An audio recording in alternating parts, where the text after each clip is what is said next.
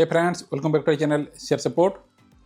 So are you editing any video on Final Cut Pro, and while adding some effects you are facing some problems like some properties of that effect is not visible on your screen.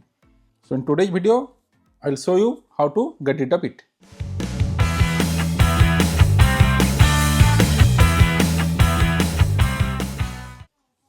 So here is an ongoing project of mine. Let's add some effect. We'll add magnetic mask effect over here. So the magnetic mask effect has been added, but now some properties of this effect should have shown here, like the plus and minus key. So actually the problem is, you can see here the transfer button is selected.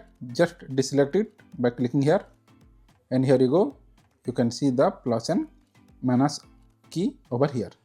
I hope your problem has been solved. If you really found this video helpful, do hit the like button and subscribe for more editing tips. See you in the next video. Thanks for watching.